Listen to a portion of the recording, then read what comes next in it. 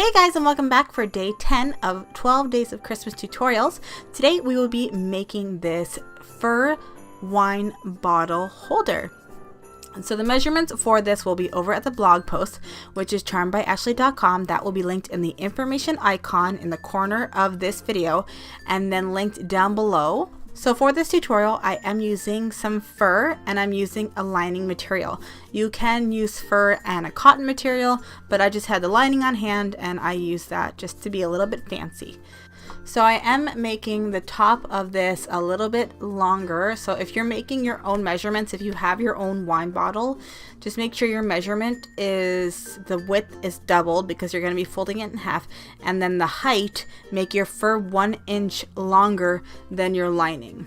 So I'm going to take my two pieces and I'm going to fold them in half with the right sides together. And I'm going to sew down the side and down one of the short sides. So if you are using a lining material, I like to tighten up my stitches a little bit just because it is a delicate material. And when I use the fur, I like to lengthen my stitches because sometimes it takes a little bit for the machine to get through it. And even though you make it a long stitch, it ends up not being a long stitch. So the fur, it looks like it can't go through the machine and it's a little bit tight, but it easily went through, no problem. So like I said, because I am using a lining material, it does fray a lot. So I'm just going to snip the edges with pinking shears. And if you've never used pinking shears before, I will have a link at the blog post as to where you can get them. But it's a great way to finish off your seams so that it doesn't fray. So now that I have both pieces sewn, I'm now going to corner off the bottom corners. So I'm going to pinch the corners so that the seam is centered and you make it into like a triangle. And then I'm going to measure from side to side 2 inches. So I'm just going to stick a ruler and I will use just a permanent ink marker just because it will be cut off anyway, so I don't really care about it. So I'm just going to make a line there and then I'll put some clips on it so it'll hold it in place when I go to sew it. So we're going to do that for both corners of the fur, but we're only going to do one corner of the lining and you'll see why in a second. So now I'm going to do the lining. So just like before, I centered the seam and I made sure it was 2 inches from side to side. And then I'll do the other side, and for this side I'm going to actually snip it off. And the reason why I'm going to snip it off is because we're actually going to use that hole to turn the whole thing right side out when it's time. So you might want to go bring that back into the machine and lock those seams, just because if you don't, then when you go to turn it right side out, the seams might come apart.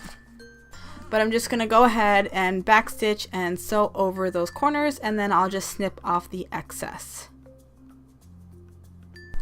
So after that, we're going to take the two pieces and we are going to put one inside the other. We are going to flip the lining right sides out, and then we will take that and put that inside the fur piece. And then I'm just going to line up that seam with the seam of the lining, and I'm going to put clips all the way around, and then we're just going to sew around that edge. So the reason why I made my fur piece 1 inch longer with the height is so when I do flip it right sides out, the lining pulls the top of the fur down, and then you don't see the lining on the inside or at the top, and then you just see fur going inside the bag. So it almost looks like it is all fur, but then there is a lining there. So I really like that touch, and I think especially if you have, you know, some nice fluffy fur, then you'll have nice fluffy fur all at the top of your bottle. I don't actually have a bottle of wine in the house. I don't actually drink, but I know a lot of people like to bring bottles of wine for the holidays, so I thought this was a very good tutorial to add. And I've seen these fur wine bags all over the place. Okay, so now that I've birthed my bag through that hole, I'm just going to tuck those raw edges in, and then I will sew a top stitch right there. And because it's, you know, at the bottom of the bag, you're not going to see it, so I don't mind if I have a little bit of stitching showing. And then that's pretty much it. I'm just gonna take a ribbon or a piece of rope, and I'll just tie it in a knot around the neck of the bottle once the bottle has been inserted. So don't mind, I do have a water bottle inserted in this clip, but you get the idea. So thank you so much for watching, and if you're not already subscribed, and if you make this, I would love to see it. So follow me on my Instagram and Twitter, all linked below. Thank you so much for watching, and I'll see you guys in the next one. Bye guys.